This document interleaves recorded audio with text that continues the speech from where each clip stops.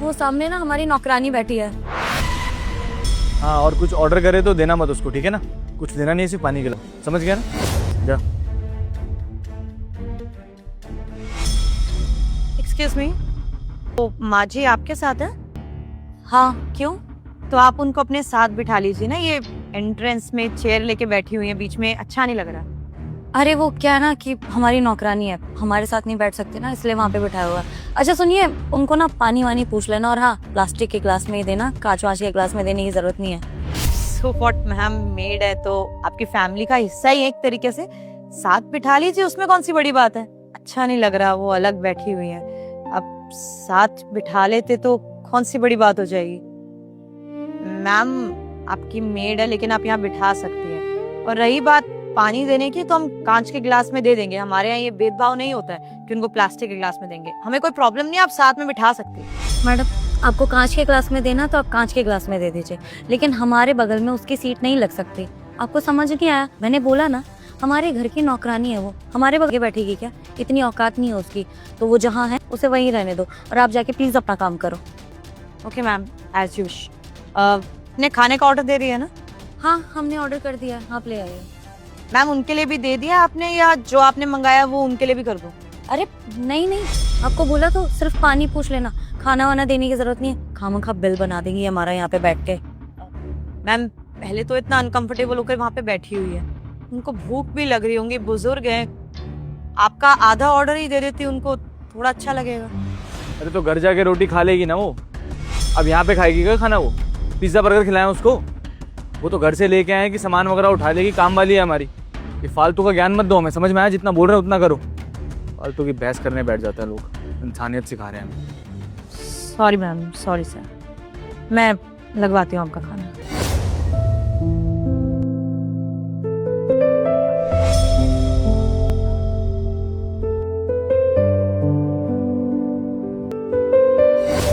Excuse me, ये क्या कर रही हैं आप? आपसे मैंने कहा था ना कि उनको वहीं बैठे रहने दीजिए, फिर ये टेबल पे क्यों बिठा रही हैं आप? यहाँ पर बैठी हैं तो प्रॉब्लम क्या है आप? लेकिन आपको क्या दिक्कत हो रही है?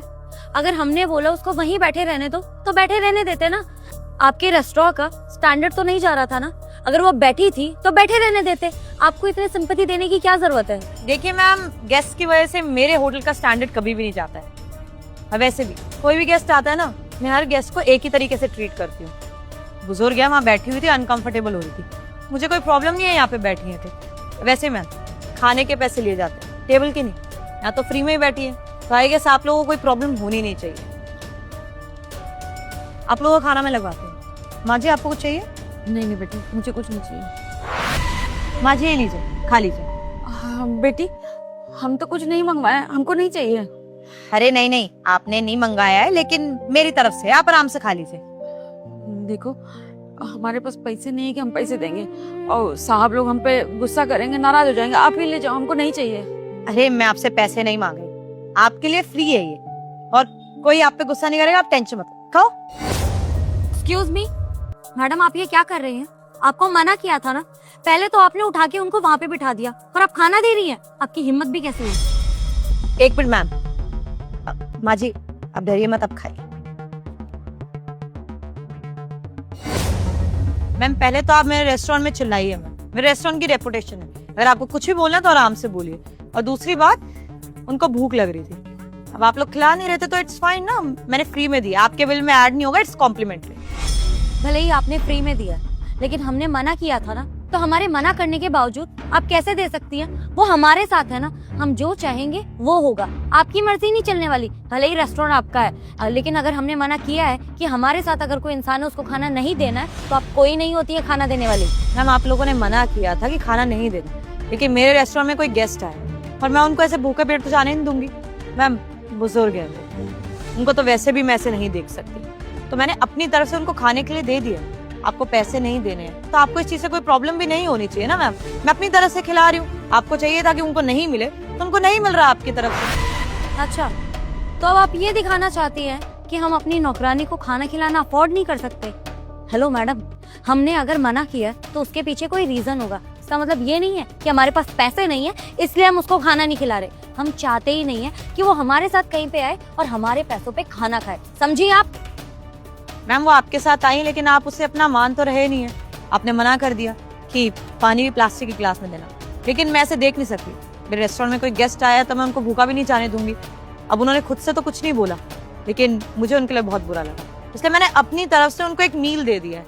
और आपको उसके पैसे जब पे ही नहीं करने, फ्री है, तो आपको कोई प्रॉब्लम होनी भी नहीं चाहिए ना मैम। आप इतना क्यों भड़क रहे हैं? मैडम, हम उसको उसकी सैलरी दे रहे हैं, तो अब हमें फालतू का ज्ञान मत दीजिए। और ऐसे ही हर किसी सर्वेंट को अपने साथ बिठा के खिलाने लग गए तो हमारा तो हो गया ना फिर। बेवकूफ़ है हम तो। अरे भाई, वो अपनी जगह है, हम अपनी जगह है। जो लाइफस्टाइल में हम लोग रहते हैं वो लाइफस्टाइल हम इनको नहीं दे सकते। समझ में आ रही है कोई बात? बेवजह बहस किए जा रही हैं, आप महान बन रही है हमारे सामने। सर मैं मानती हूँ कि आप उन्हें सैलरी देते हैं, लेकिन इसका मतलब ये नहीं है आप इस तरीके से उनको ट्रीट करेंगे। इंसान है वो, रोबोट नहीं है। भूख तो उनको भी लगती है ना, ऊपर से बुजुर्ग है।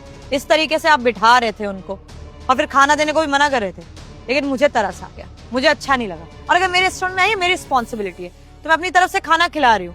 आपको अगर बुरा लग रहा है तो लगता रहे। आपके जितने भी रूल्स रेगुलेशन है ना, आप अपने घर तक रखिए, मेरे रेस्टोरेंट में मत लेके आइए। और रही बात आपके ऑर्डर की, मैं भी लगवा देती हूँ। रहने दीजिए, अब हमें अपना ऑर्डर चाहिए ही नहीं, आप कैंसिल कर दीजिए, समझी आप?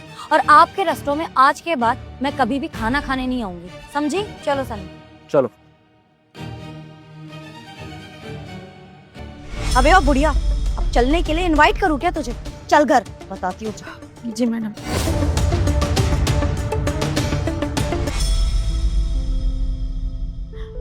मैडम जी, हम आपको सुबह मना किए थे ना, हमको कुछ खाने को मत दीजिए। आज आपकी वजह से मेरा काम छूट गया, मेरी नौकरी चली गई। क्या उन लोगों ने आपको नौकरी से निकाल दिया?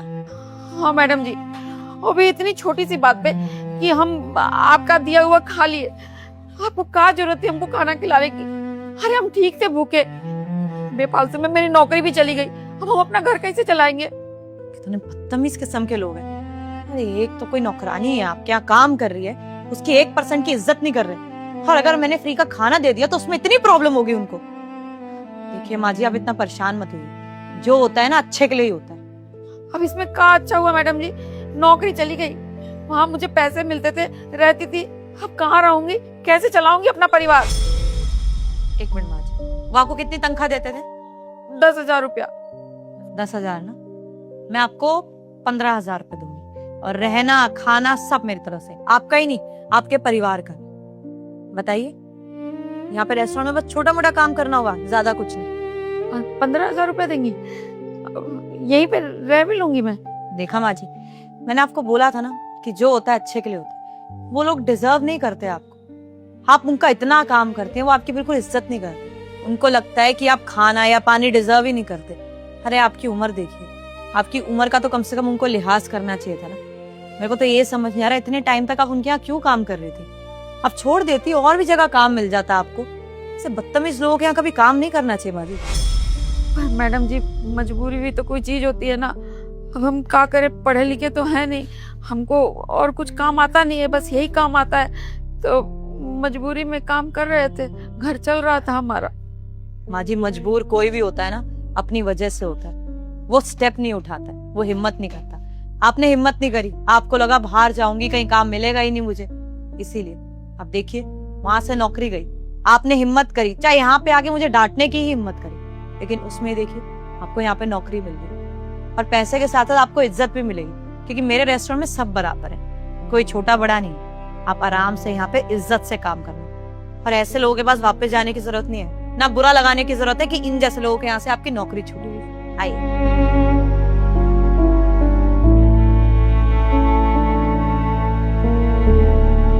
हाँ भैया, कितने पैसे मिल जाएंगे इस कूलर के? हाँ जी, कूलर तो ठीक ठाक है, दे दूंगा मैं। क्या? अरे ध्यान से देख भाई, बस प्लग लगेगा 20 रुपए का, बाकी मोटर वगैरह सब चालू है इसकी। क्या 200 रुपए लगा रहे तू? 200 रुपया में कूलर? काम कहाँ बोल रहा हूँ, बिल्कुल वाजिब रेट बोल रहा हूँ मैं। अब मेरे काम का तो कुछ है ही नहीं। अभी जाऊंगा कबाड़ की दुकान में, प्लास्टिक लग निकालूंगा, तारा लग निकालूंगा, मोटर निकाल दूंगा, तो 200-300 रुपए तो मिलेंगे एक्स्ट्रा मेरे को। 200 बिल्कुल सही है, बताओ मैं दे दूं?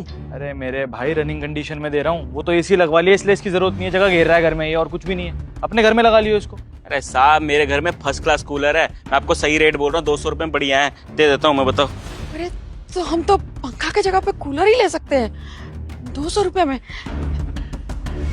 साहब बिल्कुल सही रेट बता रहा हूँ, आप 200 रुपए दो और बात खत्म। साहब ये कूलर 200 रुपए में बेच रहे हो का? ये कूलर हमको दे दो साहब, हमको बड़ी जरूरत है कूलर की। 200 रुपए हम दे देंगे आपको साहब, इनको मत दो, ये कूलर हमको दे दो साहब। तो पागल वागल है क्या? हमको दे दो 200 रुपए में, मजाक कर रहे हैं यहाँ पे दुकानदारी मैं कर रहा हूँ तो मैं लेके जाऊंगा ना। पागल कहीं की, कहाँ से आई है तू? निकल यहाँ से जा। साहब देखो, इनके कोई काम की नहीं है ये चीज, ये ले जाएंगे इसको कबाड़ी में फेंक देंगे, इसका सब पार्ट पुर्जा अलग कर देंगे।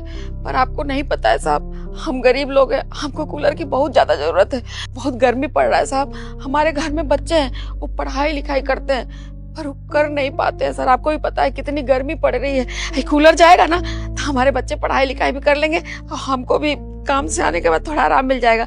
साहब हम आपके आगे हाथ जोड़ते हैं, ये कूलर हमको दे दो साहब, मान जाओ बेटा, ये कूलर हमको दे दो, हमको बहुत ज्यादा जरूरत है। अरे इस चीज का ठेका मैंने ले रखा है क्या? आ गए यहाँ पे मुंह उठा के। अगर इतना ही शौक है तुझे पंखा कूलर लगाने का तो बाहर इलेक्ट्रॉनिक की दुकान है ना, वहां पर चली जा, वहां पर पैसे दे तो मिल जाएगा तेरे को नया कूलर। कबाड़े का काम मेरा है, तेरा नहीं है। यहाँ से खरीद के कहीं बेचना चाहती है ना, दिमाग खराब कर रही है। मैं साहब इसके 200 रुपए दे रहा हूँ, सही दे रहा हूँ, मेरे को बेच दो आप। बेटा आप 200 रुपए में खरीद रहे हो ना साहब, हम आपको 250 रुपए देते हैं, पर ये कूलर हमको दे दो साहब। उम्र का लिहाज करो, नहीं सर पे नाचना है बिल्कुल है। वाजिब रेट के ऊपर से अपना रेट बता रही है। ये 200 रुपए दे रही है, 250 रुपए दे रही है ना। एक काम कर रहा हूँ, मैं आपको 300 रुपए दे देता हूँ, मुझे दे दो ये। 1 मिनट रुक जा भाई, 1 मिनट। साहब ऐसे मत, बुजुर्ग हैं वो यार, तमीज से बात कर। आंटी जी माफ कीजिएगा, बात 200, 250, 300 की है ही नहीं। अब बात हो चुकी है तो इसी को दूंगा ना। अरे साहब मतलब मेहनत मैं करूँ और आके ये थोड़ी ना कूलर ले लेगी, तो वही तो बोल रहा हूँ। साहब 300 रुपए तो हम नहीं दे पाएंगे, हमारे पास तो खाली 250 रुपया है।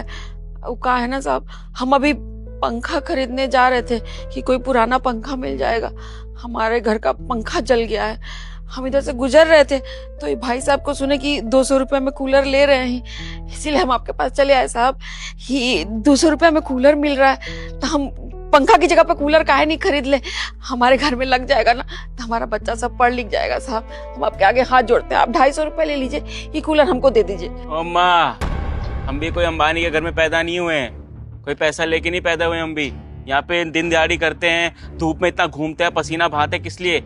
200-400 रुपए घर में लेके जा सके हैं। अगर हम कूलर लेके यहाँ से चले जाएंगे, बिक्री कर देंगे तो हमको भी कुछ पैसा मिलेगा ना।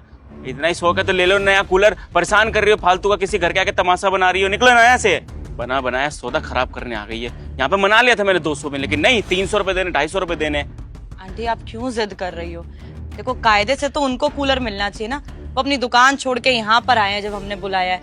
अरे मेहनत लगी है उनकी, उनको लेके जाने दो। और वैसे भी आप लेके जाओगे क्या फायदा होगा आपको? पहले तो आपको ये तार ठीक करानी पड़ेगी, इसके अलग पैसे लगेंगे, और करंट वरंट लग गया आपको तो इनका तो रोज का काम है, इनको पता है कैसे ठीक करना है या फिर तोड़ फोड़ के कैसे बेचना है। ये तो अपना फायदा निकाल लेंगे, आपका उल्टा नुकसान हो जाएगा। आप एक काम करो ना, नया कूलर ले लो। अब परिवार के लिए, घर के लिए ले रहे हो तो अच्छा कूलर लो ना। अब इसको ठीक कराने जाओगे तो खुद का नुकसान हो जाएगा। मेम साहब हम गरीब लोग हैं, नया पंखा तो खरीद नहीं पा रहे, नया कूलर कहाँ से खरीदेंगे? आप बड़े लोग हैं, आपके लिए किसी काम का नहीं है, आप तो बेच ही रहे हो ना कबाड़ी को, आप हमको दे दो ना, हम दे तो रहे हैं 250 रुपए। मैडम जी आप समझ नहीं पा रहे हो, ये कूलर हमारे लिए ना जिंदगी का काम करेगा, हमारे बच्चे पढ़ लिख जाएंगे साहब, बहुत गर्मी पड़ रही है, आप मान जाओ ना साहब, ये कूलर हमको दे दो ना। हमारी टेंशन है कि हम इसको क्या करें क्या नहीं करें, हम इसका सौदा कर रहे, दुकानदार हम है ना, तो हम करेंगे इसका सौदा, तुम क्यों आ रही है बीच में? दिमाग खराब कर रही हो बस। भैया भैया भैया प्लीज, घर भी है मेरा, शांत रहिए।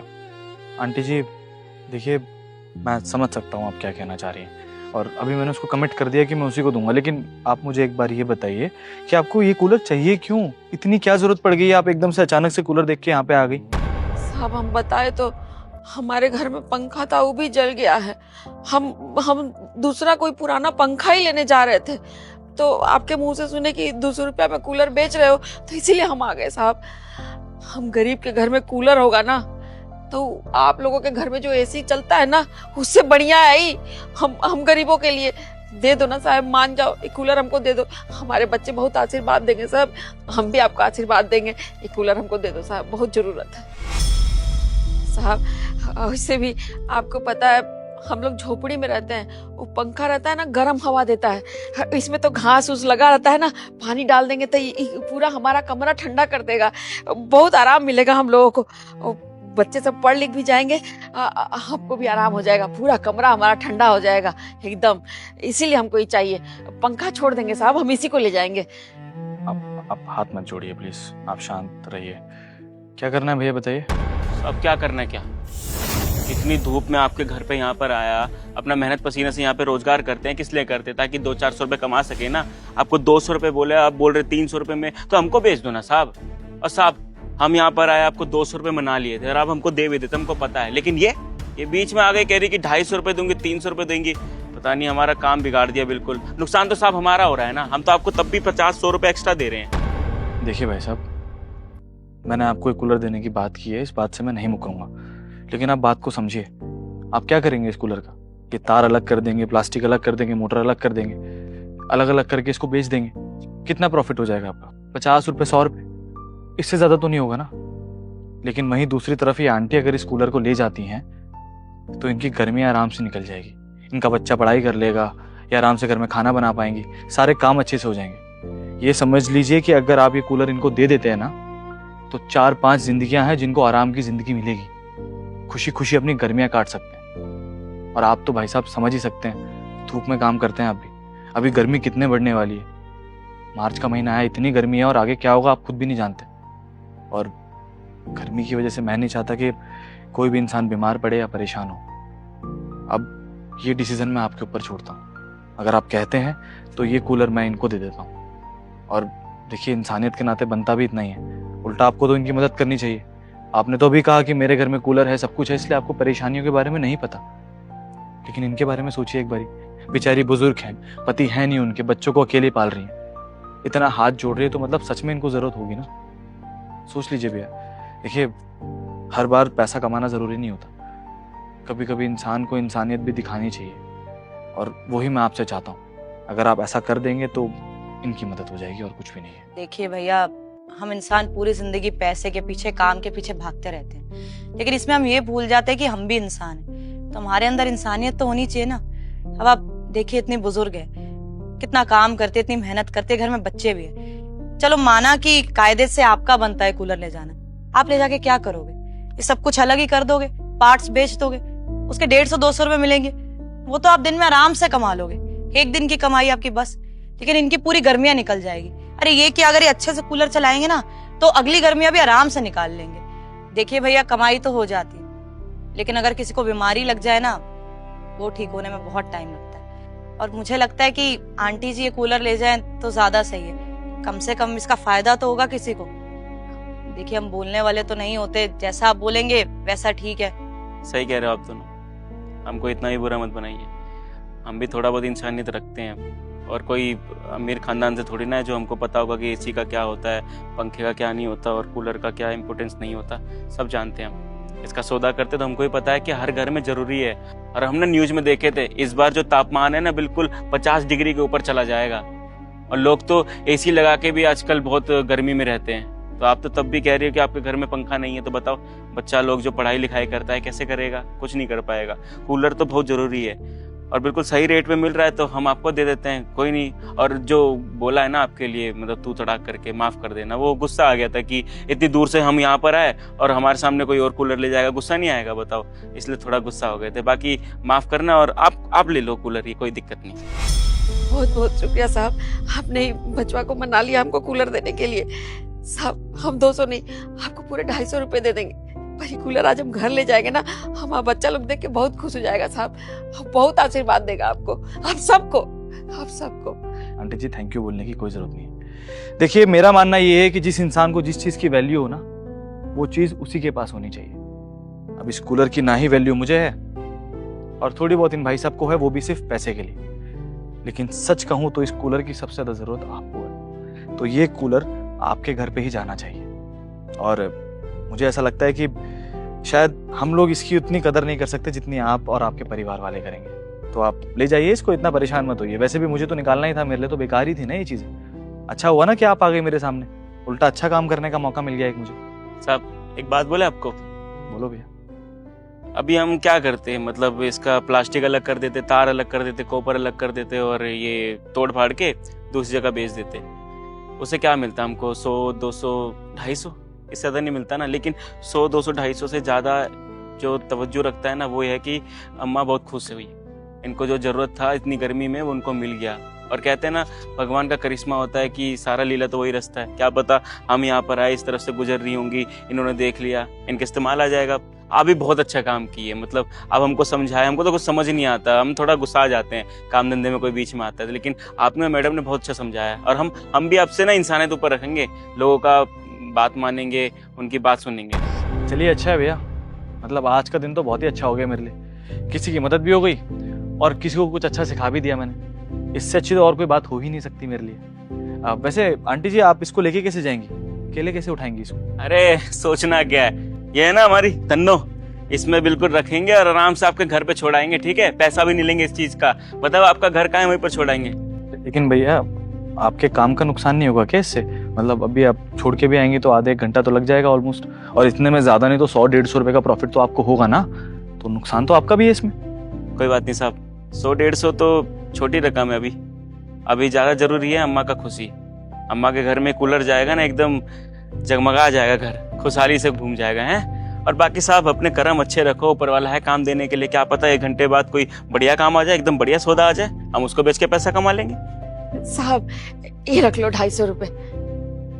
थैंक यू आंटी जी। रुकिए, कहा हुआ साहब? जब तुम्हारी माँ का नुकसान नहीं हो रहा तो मेरे भाई का नुकसान कैसे हो सकता है? ये लो, तुम्हारी मेहनत की कमाई। 150 रुपए तक का नुकसान हो जाएगा ना, तो मेरी तरफ से रख लो। नहीं नहीं, अरे रख लो भाई, सारा पुण्य तुम ही कमाओगे क्या? मेरे लिए कुछ नहीं छोड़े, रख लो। और आंटी जी, ये 100 रुपए आपके लिए, प्लग लगवा लीजिएगा इसमें। मैं जानता हूँ कि ये कूलर तो आप ले जाएंगे, लेकिन फिर 2 दिन ही आपके पास रखा रहेगा, क्योंकि आपके पास प्लग लगवाने के पैसे नहीं होंगे। तो ये 100 रुपए आप रखिए, प्लग लगवा लेना इसमें। और घर में पहली बार कूलर जा रहा हो तो मिठाई लेके जाइएगा, लीजिए। बहुत बहुत शुक्रिया साहब, मालिक आपको दिन दुनी रात चौगनी तरक्की दे, खूब खुश रहिए। अब ले चले बेटा। चलो अम्मा, हम भी खाएंगे मिठाई। चलो बेटा।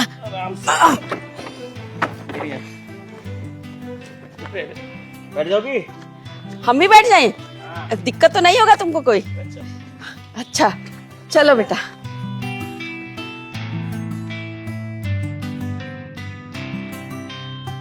I am proud of you. चले।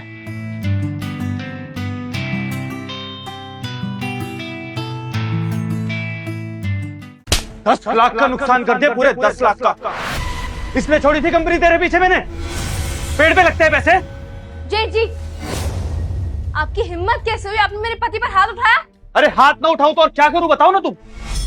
इस कंपनी को मैंने इतनी मेहनत से खड़ा किया है, 10 लाख रुपए का नुकसान कर दिया उसमें इसने। पेड़ पे नहीं उगते हैं पैसे। तो कौन सी बड़ी बात है? कौन सा पहाड़ तोड़ दिया मेरे पति ने? 10 लाख रुपए का ही तो लॉस कराया है। कैसे बात कर रही हो तुम? हमारे दोनों भाइयों की बात है, हमें बीच में नहीं बोलना चाहिए। पर जेठ जी हैं तुम्हारे, थोड़ा तमीज से बात करो। बस कीजिए भाभी, आप ना हमेशा अपने पति की ही साइड लेना। आपने ये नहीं देखा कि कितनी बुरी तरह से थप्पड़ मारे मेरे पति को? उनको दर्द हुआ होगा, दिल को चोट पहुंची होगी, उनकी भी तो फीलिंग्स है ना। आपके पति को लगा कि 10 लाख रुपए का लॉस कर दिया तो दुनिया खत्म कर दी मेरे पति ने। अरे ये दोनों भाई हैं, लेकिन भाई होने के बाद ये मेरे पति भी हैं। इनको इतना तो समझना चाहिए कि अब ये बच्चे नहीं रह गए हैं, शादी हो गई है इनकी भी इज्जत है। इनको इस तरह इन पर हाथ नहीं उठाना चाहिए था। आप सोचो ना, बड़े भाई होने के नाते मार तो दिया, अभी यही उल्टे हाथ कर रख के देते मेरे पति इनको, क्या इज्जत रह जाती इनकी? बनते बड़े भाई। मैं आपसे कोई इज्जत विज्जत नहीं करने वाली हूँ उनकी, और ना ही मैं इनको जेठ जी बोलने वाली हूँ। मैं कुछ कह रहा हूँ तो मेरी बात मानो। हम दोनों भाइयों के बीच में आने की जरूरत नहीं है। अगर थप्पड़ मारा है तो खा सकता हूँ मैं, इतना हक है उनको। पर शायद कुछ ज्यादा गलती कर दी मैंने। 10 लाख का नुकसान कौन कराता है? मैंने कर दिया ना, तो मैं थप्पड़ खा सकता हूँ। तुम अंदर बैठो जाओ। मैं क्यों जाऊं अंदर? एक तो मैं तुम्हारी साइड ले रही हूँ, ऊपर से तुम मुझे ही अंदर भेज रहे हो। तुम्हें दिखा नहीं क्या तुम्हारे भाई ने रख के दिया है तुम्हें? क्या मानते हैं तुम्हें? अपने हाथों की कठपुतली। तुम्हें ना अपने हिसाब से चलाना चाहते हैं ये। सुबह उठ के ऑफिस भागो, जाके कंपनी संभालो, सारे पैसे लाके इनकी जेबों में भर दो। छोटी छोटी चीज के लिए भी ना मेरे पति को तुमसे पूछना पड़ता है। अरे बस करो यार, कितना बोलोगे? और घर में कलेश करवाने, लड़ाई करवानी है क्या? अगर मैं कुछ बोल रहा हूँ अंदर बैठ जाओ तो बैठ नहीं सकती? क्यों बोलना है इतना तुम्हें? मैं नहीं जा रही अंदर। और तुम्हें इतना दुख लग रहा है तो चुपचाप चले जाओ, कोने में बैठे रहो, रोते रहो वहां पे जाके। मैं चुप नहीं रहूंगी। अरे बहुत टाइम हो गया इन लोगों के अंडर रहते रहते, नौकरानी बना के रख दिया है मुझे। जेठ जी तो वैसे ही निकले और ये भाभी भी वैसी निकली, खुद तो महारानी बनी फिरती है और मुझे नौकरानी बना के छोड़ दिया है। हिमांशी ये कर दे, हिमांशी झाड़ू लगा दे, पोछा लगा दे, खाना बना दे। आपको क्या लगता है छोटी बहू हूं मैं इस घर की, नौकरानी नहीं हूँ जो आपके हिसाब से चलूंगी। घर के काम करने के लिए मैं याद आती हूँ आपको, पैसे कमाने के लिए मेरा पति याद आता है। हम दोनों क्या हैं? आपके छोटे भाई की बीवी हूँ ना मैं। आपका छोटा भाई है ना वो, सौतेला तो नहीं है जो आप उनके साथ इतना बुरा व्यवहार करते हो। अरे बस करो यार, कितना बोलती जाती हो, कुछ बोल रहा तो सुन लो ना। बस करो राजा, अब मैं तुम्हारी बकवास नहीं सुनने वाली हूँ यहाँ खड़ी होके। तुम्हारे भाई की और भाभी की तो बहुत सुन ली और बहुत देख भी लिया इनका। मुझे ना इस घर में रहना ही नहीं है। अब तक जितना रहना था सहना था सह चुकी। अब मुझे इस घर में बंटवारा चाहिए। मेरे पति का हिस्सा अलग करो, हमें अलग जीने दो शांति से। जब अलग अलग बना के खाएंगे ना, रसोई अलग हो जाएगी, तभी इनकी अकल ठिकाने आएगी। हिमांशी बट चेतना, एक सेकंड मुझे बात करने दो। देखो हिमांशी, मेरी गलती सिर्फ इतनी सी है कि मैंने इस पर हाथ उठा दिया। अब शादी हो चुकी है इसकी, काफी बड़ा हो गया है ये, तो हाथ उठाने का कोई मतलब नहीं बनता। लेकिन मैं इसको हमेशा अपने बच्चों की तरह मानता हूँ और इसी हक से मैंने इसको सही चीज सिखाने के लिए इसके ऊपर हाथ उठाया। अगर तुम्हें ये बात गलत लग रही है तो मुझे अपने छोटे भाई से माफी मांगने में कोई दिक्कत नहीं है। और रही बात बंटवारे की, बंटवारा चाहती हो ना तुम? हिमांशी, मेरे लिए ना मेरे परिवार से बढ़कर कुछ भी नहीं है। ये पैसा, ये प्रॉपर्टी, ये कंपनी, कुछ भी नहीं। और मेरे लिए इस घर में सबसे पहले मेरा भाई आता है, मेरी खुद की बीवी भी नहीं।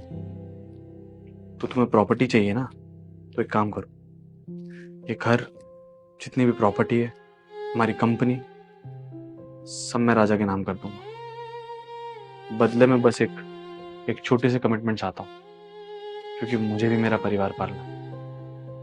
इसकी कंपनी में अगर एक छोटी सी नौकरी मिल जाए मुझे, ज्यादा नहीं, 50,000 रुपये महीने तक की, और एक घर भले ही किराए पे सही, ताकि मैं अपनी बीवी के साथ अपना घर चला सकूं, बस इसलिए। बाकी सब तुम दोनों रख लो, मुझे कोई दिक्कत नहीं है इसमें। राजा भैया, एक मिनट, तुम्हारे बड़े भाई को गलती का एहसास है, पैरों में गिर के माफी मांगना चाहता है तो मांगने दो ना, कौन सा छोटा हो जाएगा। माफी मांगने से तो लोग बड़े होते हैं ना, मांगो माफी। हिमांशी, ऐसा कुछ मत बोलो जिसकी वजह से मेरा हाथ उठ जाए तुम पर। आज तक किसी लड़की के ऊपर हाथ नहीं उठाया, पहली बार मजबूर मत करो मुझे। घर में एक औरत ही घर बनाती है और बिगाड़ती भी एक औरत ही है। और तुम एक ऐसी औरत हो जो घर को बिगाड़ रही हो, घर को तोड़ रही हो। आज तक भाभी ने कभी भी बंटवारे का नाम नहीं लिया। घर में जितनी भी लड़ाइयां हो, हम दोनों भाइयों के बीच में जितनी भी बहस हो ना, कभी भाभी ने ये नहीं बोला कि बंटवारा होना चाहिए। तुम शादी करके इस घर में अभी भी आई हो ना, शायद तुम्हें नहीं पता कि मेरे भैया ने मेरे लिए क्या कुछ नहीं किया। बचपन से पाल पोस के मुझे बड़ा किया इन्होंने। कंपनी में अगर जाऊं तो एक बॉस की हैसियत से रह के मुझे सब कुछ समझाते हैं। अगर कुछ गलती कर दूं तो एक टीचर की तरह मुझे समझाते हैं। और सबसे बड़ी बात, कभी भी ये नहीं सोचा कि ये मेरे भैया हैं। हमेशा पिता का दर्जा दिया मैंने, क्योंकि तुम्हें तो पता है ना कि बचपन में पापा मम्मी छोड़कर चले गए थे। उनके जाने के बाद अनाथ हो चुका था मैं, लेकिन कभी उस चीज का मेरे को फील नहीं होने दिया, क्योंकि मेरे भैया मेरे साथ रहते थे। हमेशा कंधे पे बिठा के पूरी दुनिया दिखाई है। अगर कोई गलती करता था तो मुझे टोकते थे, मुझे समझाते थे। बचपन में कई बार मारा है, लेकिन उस मार के पीछे ना हमेशा प्यार रहता था। और तुम इस घर में आके बंटवारा चाहती हो। मेरी बात सुन लो, अगर जिंदगी में ये मोड़ आ जाए ना कि मुझे अपनी बीवी चुननी या फिर अपने बड़े भैया, मैं अपने बड़े भैया को चुनूंगा। क्योंकि मुझे पता है कि बचपन से जिस इंसान ने मेरा साथ दिया है, अगर मैं उनको धोखा दूंगा तो भगवान भी मुझे खुश नहीं रखेगा। जिंदगी में मुझे भी दुखी मिलेगा। इसलिए मैं नहीं चाहूंगा कि मेरे साथ ऐसा कुछ हो, मेरे भैया के साथ ऐसा कुछ हो। मेरे भैया मुझसे कितना प्यार करते हैं मुझे पता है। आज के बाद अगर ऐसा कुछ भी बोला ना, शायद मैं भूल जाऊंगा कि अपनी बीवी से बात कर रहा हूं या फिर किसी औरत से बात कर रहा हूं। बहुत कुछ करना आता है मेरे को। अब चुपचाप निकलो यहाँ से और अपने रूम में जाके बैठो।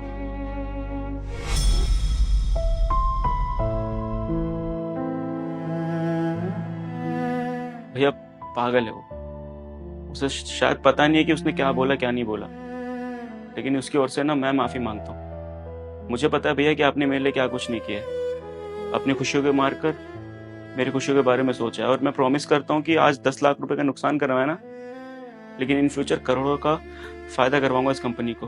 मैं जितना भी कुछ सीखा हूँ ना भैया, आपकी वजह से सीखा हूँ, और शायद मेरा ध्यान भटक गया था, इसी वजह से लॉस हो गया, लेकिन अपना सारा फोकस अब कंपनी के काम में मैं रखूंगा भैया। मैं कान पकड़ के सॉरी बोल रहा हूँ।